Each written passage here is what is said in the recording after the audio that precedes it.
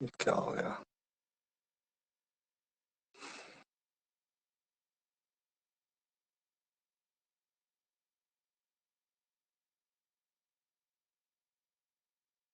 दंडवत प्रणाम दादा। दंडवत प्रणाम दादा। दंडवत प्रणाम जी, दंडवत दंडवत। हाँ,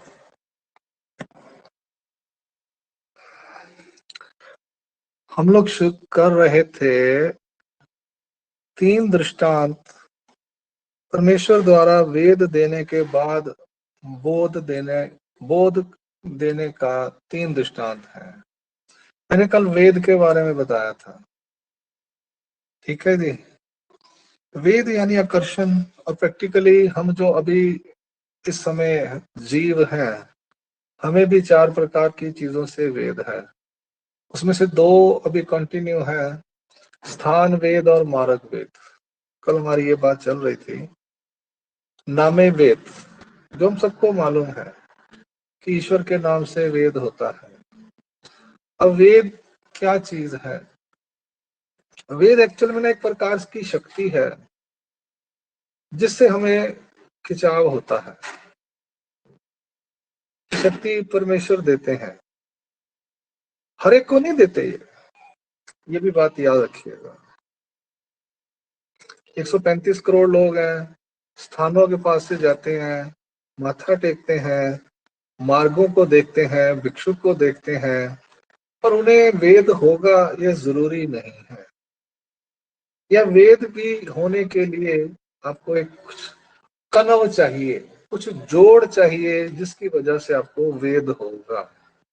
यानी आपने परमेश्वर के प्रति या परमेश्वर के किसी व्यक्तियों के प्रति, स्थानों के प्रति, भिक्षुकों के प्रति कुछ क्रिया की होनी चाहिए किसी भी जन्म में, जिससे आपको ये वेद प्राप्त होगा। अब हम देखते हैं इसकी लापिका। पुरुषा चैनी उद्यमे देने आती, यहाँ पर शब्द है देने। यहाँ पे देखिए हमारे पास क्या क्या है। देना कई जगह पे आया है। यहाँ पर है, यहाँ पर है, यहाँ पर है, यहाँ पर है, यहाँ पर है, यहाँ पर है, यहाँ पर है। ये सब देना देना देना देना देना। क्या कर रहे हैं? परमेश्वर दे रहे हैं, हमें सब दे रहे हैं। देना ही देना है, बस उनको देना ही देना हमारे को, और हमें लेना ही लेना, लेना ही लेना, लेना ही लेना है। पर वो देंगे ना, तो कैसे देंगे मालूम है आपको? बांटते नहीं फिरते वो कहते हैं पुरुषा चैनी युद्ध में। जो उद्यम करेगा, हिम्मत करेगा, कोशिश करेगा, पुरुषार्थ करेगा, उसके अकॉर्डिंगली मैं आपको दूंगा। ठीक है जी। अब इसमें दृष्टांत है समुद्र का। अब हम ये दृष्टांत देखते हैं समुद्र का कैसा है।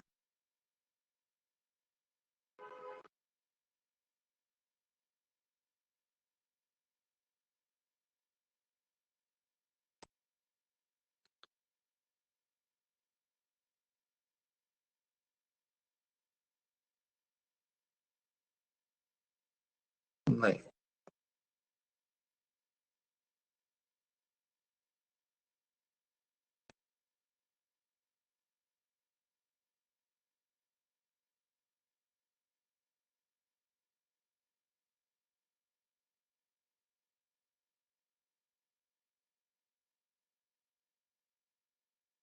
हाँ,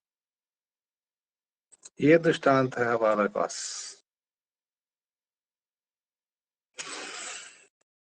ये दृष्टांत काफी लंबा है,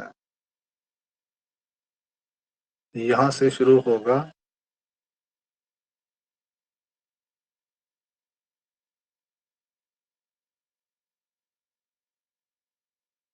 बहुत बड़ा दृष्टांत है, समझने वाली चीज है। दृष्टांत का नाम है समुद्र का दृष्टांत। समुद्र बहुत बड़ा है। पृथ्वी पर कितने प्रतिशत भूमि है और कितने प्रतिशत समुद्र है, कोई देखकर बताए तो पता चलेगा हमारे को।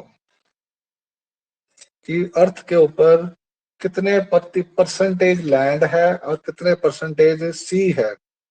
कोई जना देखकर चैट पर अपडेट दे मेरे को, फिर हमें मालूम चल जाए कि पृथ्वी पर जमीन से ज्यादा सी है। Percentage of sea on earth 30-70।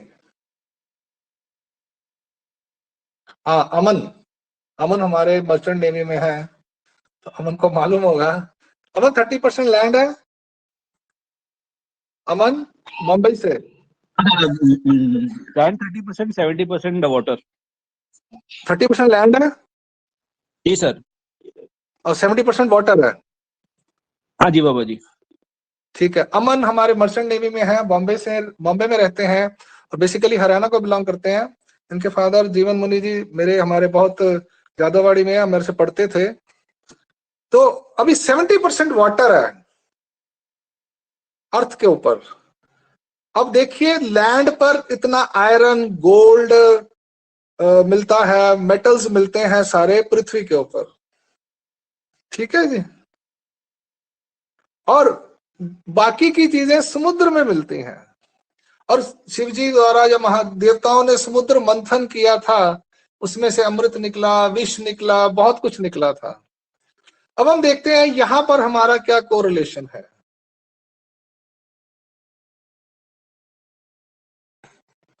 कवनी एक समुद्रासी उद्यमा जाति।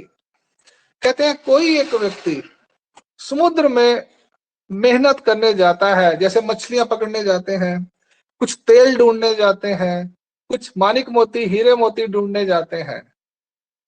कवनी एक समुद्रासी उद्यमा जाति, कोई एक कुछ लोग समुद्र में उद्यम करने जाते हैं। पुरानी बात है, आजकल तो तेल ढूंढने जाते हैं ना, तब वो ढूंढने जाते थे समुद्र में कुछ मिलेगा। जैसे जमीन में मिलता है, डायमंड्स मिलते हैं, सबको आप सारे मेटल्स आपको वहीं मिलते हैं, कोल भी मिलता है, लैंड पर मिलता है ये सब कुछ। तो तब समुद्र में भी बहुत कुछ मिलता है। अब वो उद्यम करने जाते हैं, यानी कुछ उद्योग करने मेहनत करने जाते हैं। एक कवड़े देखती, एक वहां पे ना कवड़े देखता है, कौडियां सिपियां। ठीक है, ते कवड़े भरी थी, वो कवड़े भर लेता है। समुद्र के किनारे पे शेल्स होते हैं ना, वो भर लेता बोरियां की बोरियां। ते कवड़ा ची धाले जाती, यानी वो कवड़ियों से ही खुश हो जाता है।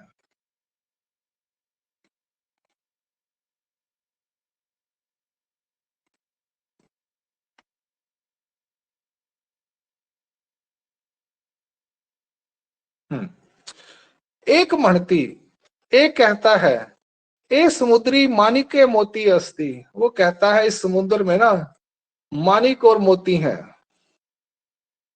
मानिक हीरे मानिक कहते हैं ना, मोती जैसे सुच्चे मोती आप कहते हो, तो वो मोती भी होते हैं। ते परते जाती, वो थोड़ा समुद्र के अंदर और जाता है गहराई में। ते मानिके मोती भरीती, वो मानिक और मोती भर लेता है। ते तेने चीज हाले जाती, वो उससे ही सेटिस्फाई हो जाता है।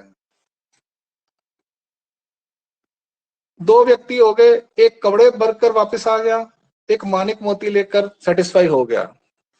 एक मनती हा समुद्र, एक कहता है यह समुद्र है, ये समुद्री काई एक ना असे। इस समुद्र में क्या एक चीज नहीं है, ऐसा कुछ है? कहता इस समुद्र में सब कुछ है। ये समुद्री अनर्घ्य रत्न अस्ति, इस समुद्र में अनर्घ रतन है, यानी जिनका पहले कभी देखा नहीं, जिनकी कीमत नहीं लगा सकते, ऐसे रत्न भी होते हैं। मनोनीत रहती, वो रह जाता है। अनर्घा रत्नाचा उद्यमो करीती, अनर्घ रतन के लिए वो उद्यम करता है। क्या करता है? वो समुद्र में रह जाता है और अनर्घ रतन प्राप्त करने के लिए कोशिश करता है, प्रयत्न करता है। अनर्घ रत्ने घेती, और उसको मेहनत करने के बाद अनर्घ रतन प्राप्त हो जाते हैं। तीन व्यक्ति अब यहाँ पर हैं, एक कपड़े लेता है, एक मानिक मोती लेता है और एक अनर्घ रतन लेकर आता है। तो 3 तरह के लोग हो गए जो समुद्र में जाते हैं, और 3 तरह के लिए। ये मछलियों वाले तो निकाल दो आप, मछली वाले तो कहीं भी मछली पकड़ लेते हैं। अब आते हैं समुद्र में मछलियों के अलावा जो बाकी चीजें, उसकी बातें चल रही हैं यहाँ पे। अब जो अनर्क रतन लिया ते गावा सी होती, वो क्या करता है, गांव में आता है, ठीक है। बाकी जो थे तेने ची धाले जाती, कवड़े धाले जाती, ये धाले जन नहीं है, ये गांव में आता है, राया सी बैठती, वो राजा से मिलता है। राजा रतन पारखी बुलाता है, रतन की परीक्षा करने वाले व्यक्ति को बुलाता है कि भैया आप रतन चेक कीजिए, ये रतन की परीक्षा कीजिए। कहता है यांसी रूप काई, इसका क्या रूप है, क्या इसकी प्रॉपर्टीज हैं, क्या इसकी वैल्यू है, किस तरह का ये रत्न है। ते म्हणती, रतन पारखी कहता है यांसी रूप नाही, कहता है महाराज क्षमा कीजिए, इसका कोई भी कीमत नहीं है, कोई रूप नहीं है। यांसी रूप करी त्यांची जीवे कुष्ठ लागे तथा जीव जड़े। कहता जो व्यक्ति इसके बारे में कीमत लगाएगा, उसकी जीव को कुष्ठ रोग हो जाएगा, और कुष्ठ लगने की वजह से उसकी जीव जड़ जाएगी। जो भी ऐसा दुस्साहस करेगा, कहता है ना ये अमूल्य के रत्न, यह जो रत्न है अमूल्य रत्न है, इसका कोई मोल नहीं है। राजा तुम इसका मोल लगाओगे तो जो भी इसका मोल लगाएगा उसकी जीभ गिर जाएगी। सब परेशान हो जाते हैं, क्या किया जाए अब। मग तयासी बवाल नहीं पड़े, फिर उस रतन के ऊपर वारना होता है। क्या होता है, वारना। वारना समझते हो, लोग उसके दर्शनों करते हैं, उसके कुछ न कुछ चढ़ाते हैं। जैसे हमारे देव पूजा आती है, हम देव पूजा पे कुछ ना कुछ चढ़ाते हैं ना, पैसे, सोना चांदी, कोई फल फ्रूट, वो सब उसको चढ़ाते हैं। ऐसे ही रतन के ऊपर वो दरबार वाले लोग, अब राजा के दरबार में चीज आई है तो राजा भी कुछ ना कुछ देगा उसको, कि ऐसी चीज हमारे राज्य में आई है। तो नहीं देते हैं तो राजा की इज्जत जाती है। वो सब लोग अपने अपने सामर्थ्य के अनुसार, शक्ति के अनुसार उस रतन पर चीजें समर्पित करते हैं। ते तयासी खाव्या होए, वो जो चढ़ाते हैं ना चढ़ावा उस रतन पे, वो जिसने हीरा लाया वो उसको खाने के लिए हो जाता है, यानी उसकी जिंदगी खाने पीने की खर्चा पानी सब पूरा हो जाता है। तयाची रत्ने तिये तैसी ची अस्ती, परंतु उसका जो रतन है ना वो वैसे का वैसा ही उसके पास सेफ है, प्लस उसको लाइफ टाइम खाने पीने के लिए इतना पैसा इकट्ठा हो गया। अब बाकियों की क्या परिस्थिति हुई, एरासी केतुले एक दी खाव्या जाले मग नाही। बाकी जो कौड़ियां लेकर आए थे या मानिक मोती लेकर आए थे, उन्होंने कौड़ियां बेच दी और मानिक मोती बेच दिए। कौड़ियों वालों को महीना 6 महीने साल की रोटी मिली, और मानिक मोती वाले को 2 4 5 साल के लिए पैसा मिल गया, घर बना लिया उसने। पर उनका जो कौड़ियां थी वो भी खत्म हो गई, बेच दी उन्होंने। उसने मानिक मोती भी बेच दिए। कुछ दिन के लिए उनको खाने पीने के लिए मिला, फिर पैसे खत्म हो गए। ये हो गया दृष्टांत। अब देखते हैं इस दृष्टांत के माध्यम से परमेश्वर क्या कहना चाहते हैं। कहते हैं तैसे परमेश्वर सन्निधानी अस्ता,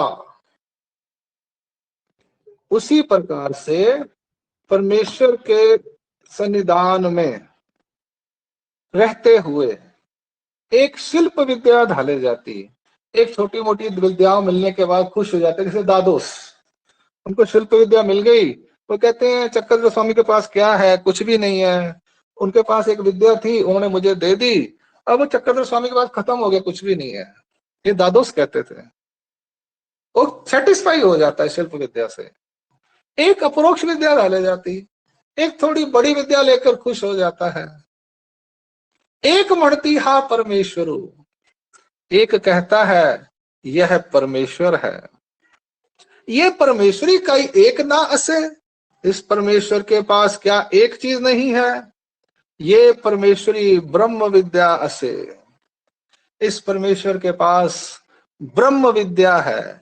ते ब्रह्म विद्येचा उद्यमो करीते, वो ब्रह्म विद्या पढ़ने का संकल्प करता है, मेहनत करता है। तयासी ब्रह्म विद्या होए, उसको ब्रह्म विद्या हो जाती है। मग तयांचे यातायात पारु खेती, फिर उसका आवागमन का चक्र जो है वो छूट जाता है। क्या हो जाता है? उसका आवागमन का चक्र छूट जाता है।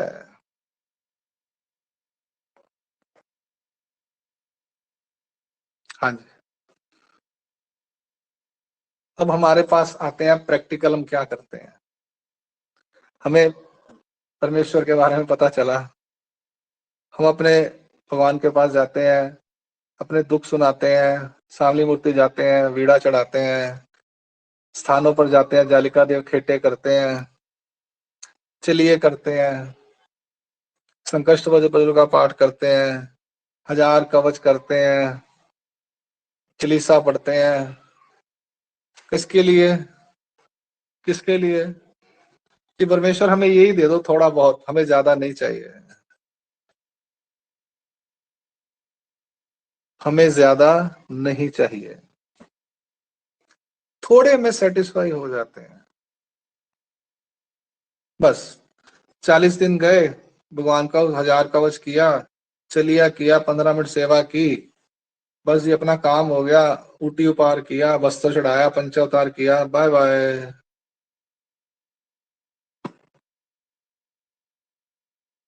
चले अपने घर। साल 2 साल बाद फिर जन्माष्टमी पे याद आई, चक्कर जयंती का कार्यक्रम, महात्मा जी ने फोन किया मंदिर में आ जाओ, चक्कर जयंती है, दत्त जयंती है। चले गए, जो 500-1000 रुपया देना था खीर में दे आए।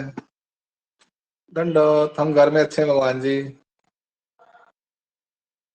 90% लोग ऐसे होते हैं। अब उसमें से कुछ लोग होते हैं, वो कहते हैं नहीं नहीं, भगवान बहुत कुछ देते हैं, मैं कोठी मांग लेती हूँ, नौकरी मांग लेती हूँ, टेंशन खत्म हो जाएगी। बेटा मांग लेते हैं, वो थोड़ा और मेहनत करते हैं, वो जालिका देव चले जाते हैं, मोहर की पूर्णिमा करते हैं, पंचालेश्वर की पूर्णिमा करते हैं, थोड़ी उनकी बड़ी डिमांड पूरी हो जाती है, घर बन जाता है, बड़ी अच्छी बात है। अब हमारे जैसे जो कपड़े वाले होते हैं वो कहते हैं भगवान मुझे रहने के लिए आश्रम दे दे, मंदिर दे दे, मनती दे दे, उसमें खुश हो जाते हैं। हाँ हाँ, टेंशन नहीं, ऐसे भी होते हैं। सबको मोक्ष चाहिए, दिमाग से निकाल दो। परमेश्वर सबको चाहिए, दिमाग से निकाल दो। क्योंकि श्री चक्रधर महाराज का वचन है, जीव ईश्वरी जीव निर्मल होती। परमेश्वर के प्रति जीव के अंदर जीरो, नील भावना है, उसे कोई परमेश्वर परमेश्वर नहीं चाहिए। लाखों में एक होता है जिसे परमेश्वर चाहिए, बाकी थोड़े बहुते में सेटिस्फाई हो जाते हैं। ओ, अब एक कहता है नहीं और राजे, ये ना परमेश्वर के पास ना एक ही विद्या तो ब्रह्म विद्या है, मुझे वो ब्रह्म विद्या चाहिए। हजारों में से कोई एक सोचता है, वो ब्रह्म विद्या पढ़ने के लिए घर बार छोड़कर आश्रम में जाता है, और ब्रह्म विद्या पढ़ने के लिए उद्यम करता है, कोशिश करता है। 8-10 साल लग जाते हैं, कम से कम 12 साल भी लग जाते हैं। वो पढ़ता ही रहता है, पढ़ता ही रहता है, उसकी प्रैक्टिस करता है, उसका आचरण करता है। तो धीरे धीरे पता क्या होता है, हम बैठे हुए हैं, खाने पीने को रोटी मिलती है, मान सम्मान मिलता है, लोग पैसे पैर छूते हैं, पूछते हैं क्या चाहिए आपको, जिंदगी भर खाने पीने के लिए सामान मिल जाता है, रहने के लिए मकान कमरा भी डाल देंगे जी आपको, टेंशन मत लो दादा, सब कुछ मिलेगा। और ब्रह्म विद्या जो है वो हमारे पास ही रहेगी, और उस ब्रह्म विद्या से हमने ईश्वर को प्राप्त कर लेना है। बाकी लोगों ने क्या मांगा? नौकरी, घर, बेटा, पेंशन, बिजनेस, खाने के लिए मांगा, कपड़े के लिए मांगा, रहने के लिए छत मांगी, और जिसने ब्रह्म विद्या पढ़ ली वो उसको ये चीजें अपने आप मिल जाती हैं। रोटी भी मिलती है, कपड़ा भी मिलता है, छत भी मिलती है, खर्चा पानी भी मिलता है, कोई प्रॉब्लम नहीं है। और उससे बाद में परमेश्वर भी मिलते हैं। हाँ जी, यातायात पारुखती क्या होता है उसका? यात आयात, आना जाना जो है यातायात, ठीक है। आयात निर्यात जिसको कहते हैं, यात आयात, यातायात साधन, आने जाने के साधन जो है उसको यातायात कहते हैं। तो आने जाने का जो जन्म मरण का चक्कर है, पारुखती यानी खत्म हो जाता है। अब ये हो गया दृष्टांत और दृष्टांतिक। अब आप लोग ये सोचिए कि आपको क्या चाहिए। Choice is yours. आपने कपड़े लेने हैं, मानिक मोती लेने हैं, या ब्रह्म विद्या लेनी है। और एक बात याद रखना, अगर ब्रह्म विद्या लेनी है ना तो कौडियां भी छोड़नी पड़ेंगी और मानिक मोती भी छोड़ने पड़ेंगे, तब ब्रह्म विद्या मिलेगी। हाँ जी, अगर कौडियां इकट्ठी करते रहोगे, मानिक मोती इकट्ठे करते रहोगे तो ब्रह्म विद्या इकट्ठी नहीं होगी। हाँ, ये बात याद रख लेना।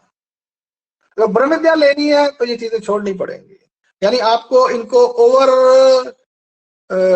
नजरअंदाज करके आगे निकल जाना है। इन चीजों का सोचना नहीं है। बहुत से लोग कहते हैं दादा हम संन्यास लेंगे तो हम रहेंगे कहाँ पर, हमारा रोटी पानी कैसे चलेगा, हमारे को बीमारी आ गई तो क्या करेंगे, हमें कोई पूछने वाला नहीं होगा, सारी जिंदगी हमने खुद कमाया है, खुद जोड़ा है, कोई पूछता नहीं है पैसे के बिना। उनका जो एक्सपीरियंस है वो अपनी जगह है। पर जब आप ब्रह्म विद्या के पीछे जाओगे, उसको प्राप्त करने की कोशिश करोगे, तब ये जो आपने पैसा वैसा जोड़ा हुआ है ना, आपको लगेगा ये बेकार में जोड़ा मैंने।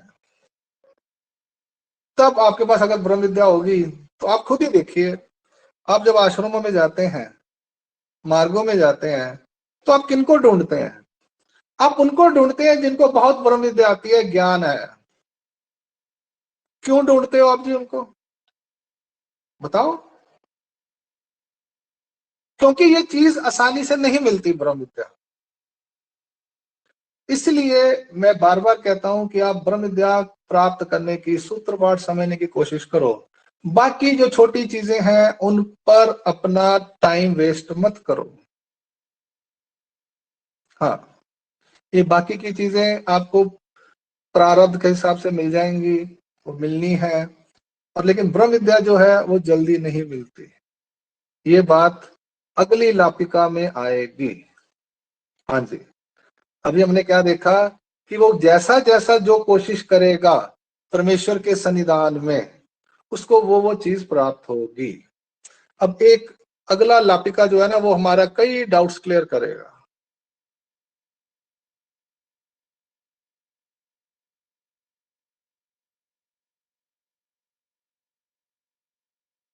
अब अगली लापिका जो है ना हमारे को कंफ्यूज करेगी।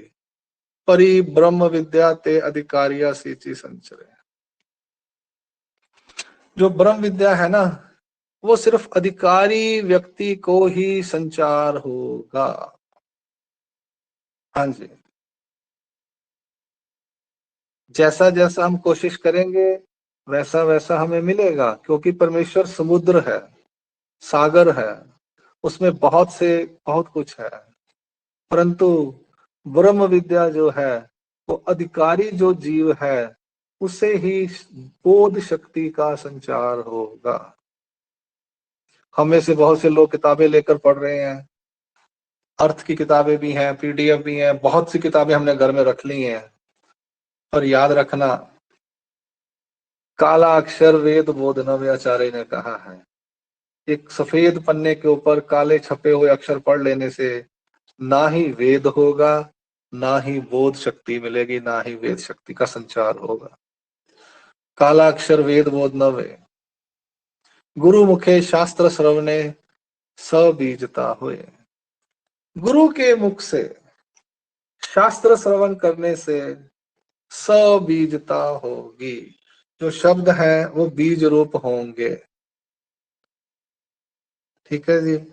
काला अक्षर वेद बोध नवे, गुरु मुखे शास्त्र श्रवणे सब बीजता होए।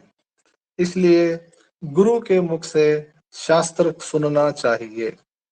हमने भी सुना, हमारे गुरुजनों ने अपने गुरुजनों से सुना, उनके गुरुजनों ने भी अपने गुरुजनों से सुना, और जाते जाते सीधा नागदेवाचार्य जी के पास पहुंच गए। उन्होंने सूत्र पाठ लिखा और नागदेवाचार्य जी ने श्री चक्रधर महाराज जी से सुना, लिखा नहीं, सुना। सुना, श्रवणे क्या है? गुरु मुखे श्रवणे, गुरु मुखे शास्त्र श्रवणे स बीजता होए। तो शास्त्र जो है गुरु के मुख से सुनना चाहिए, तो बीज रूप होगा, तो बोध शक्ति का संचार होगा।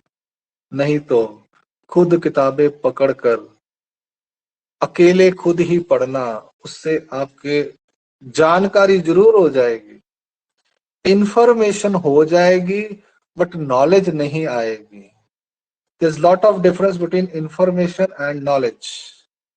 इंफॉर्मेशन मतलब जानकारी होना, नॉलेज मतलब डीप नॉलेज होना, उसके मर्म को समझना। आप कह सकते हैं बोध मतलब डीप नॉलेज, इंग्लिश में वर्ड अगर है तो इसलिए ये श्री चक्रधर महाराज जी ने सिस्टम बनाया हुआ है कि जो बोध है वो हर किताब पढ़ने वाले को नहीं हो सकता, उसके लिए भी हमें अधिकार चाहिए। और ये अधिकार कैसे बनता है? इसका वचन है अहेतुक भूत भजन ज्ञाना प्रतिसाधन। अगर हमने किसी जन्म में अहेतुक भूत भजन गढ़ा है या इसी जन्म में गढ़ा है तो हमें ज्ञान साधन प्राप्त होगा।